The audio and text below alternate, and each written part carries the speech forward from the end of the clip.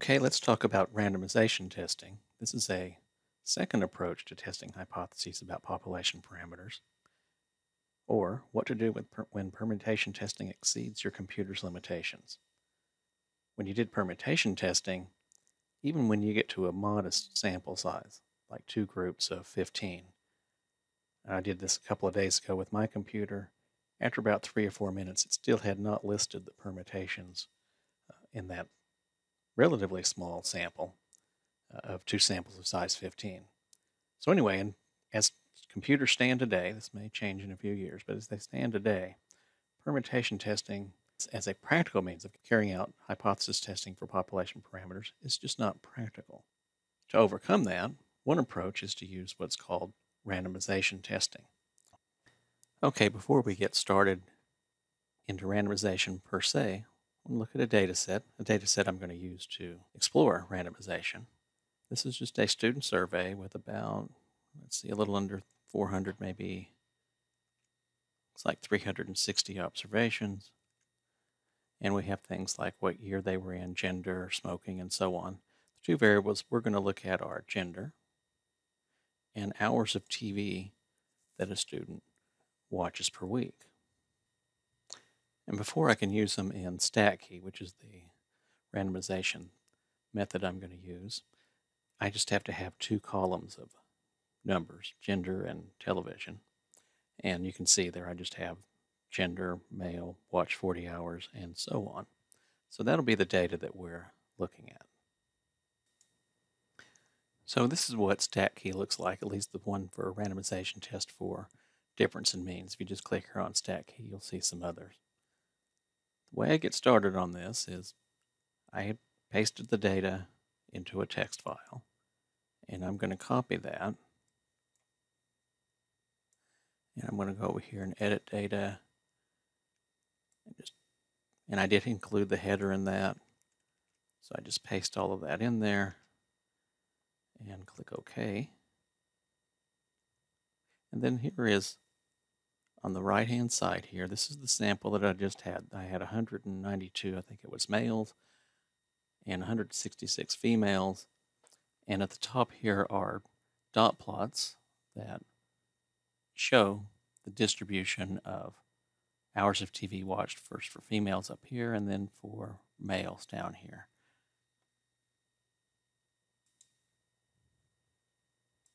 I've also went ahead and just took that same data and did a little bit more there. And so I have hours of television watched by sex. Here's male and their distribution, mean of 7.62, standard deviation 6.3, and a sample size of 192. And you can just see the distribution there with someone there watching for 40 hours a week, not studying statistics very much during that time. And then here for females with a mean of 5.2 and a standard deviation of 4.12. And then a difference between means, between the 7.62 and the 5.20 of 2.42. Now that's in this sample, we have a difference of means of 2.42. Went ahead also and made a box plot for that. And again, you can see the distribution of males and females. There's the male watching 40, and there's some other ones in the 30s. Probably didn't miss Monday Night Football. And anyway, there we have the distribution there.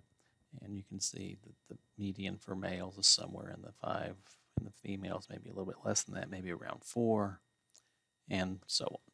Anyway, there's just some summary information for the sample. Okay, that's the same information that we have up here.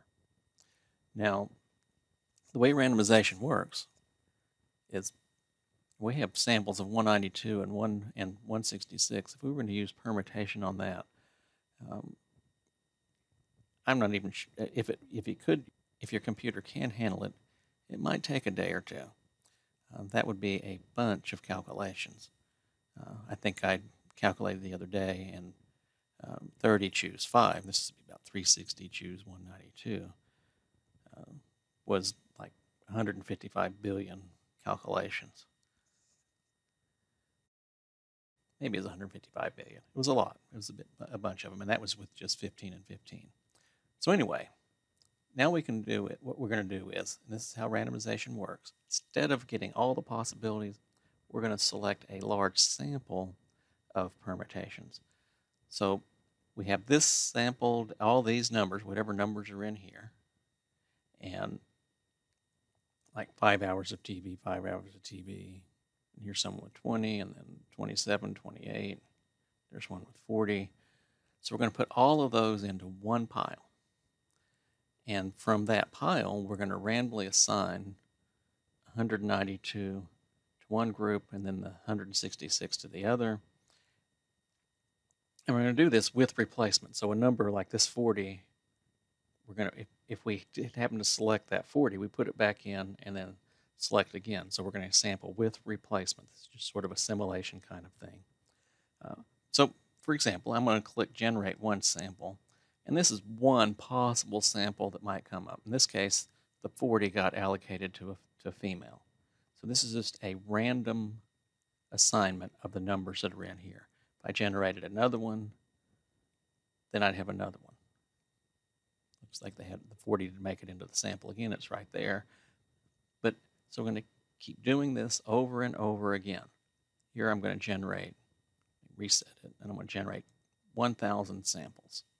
And so each one of these dots is the difference between means in one of these. So if, let's see, I can click on this one right here. I'm just clicking on a dot over here on the left.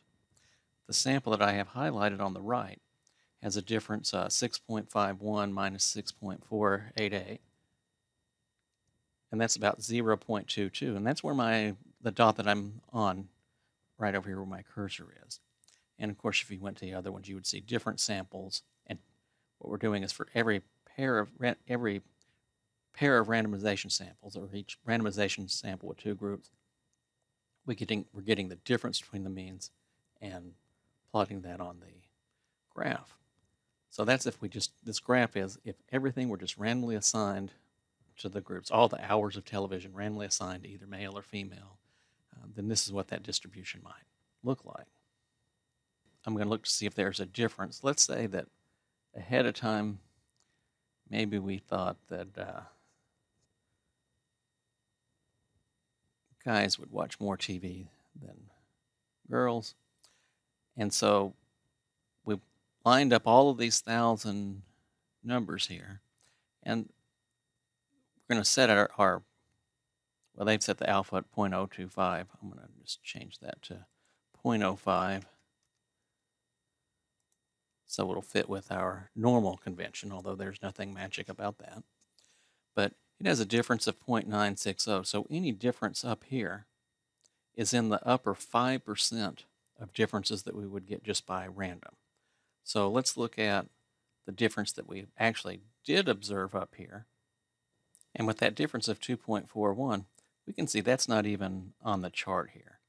In other words, this was not a sample that just occurred randomly. It looks like we can be pretty confident that that it would actually be out here somewhere on this scale. But looks like we can be pretty confident that males are watching more television. And it's not just in this sample. We know in the sample that they're watching more. It's in the larger population. Now our conclusion is that in the larger population, males, at least males who are students, probably in a statistics class, probably at the sophomore level, probably at a particular university, if we, to whatever population beyond that we feel we can reasonably generalize, that not just in the sample but in the population, that it would seem that males, we can be confident that males are watching more television on average than females. Of course, not on individuals. There's both males and females that watch a little or a lot of television, but on the average is higher for males. As I said, it is going to be really highly unlikely that we would have gotten the results that we had, if there were no difference between the two. So if the null hypothesis is true, that means if the difference is 0, and we're out here at 2.41, there's almost nothing left out there. There's almost no chance that we would obtain a difference between sample means as large as that we actually did get. In fact, using another method that we're going to use a little bit later, I've actually computed that p-value, and it's 0.000115. In other words, if there's no difference between the means, the chance that we would observe a difference as big as the difference between means that we had in our original data is very small, almost zero.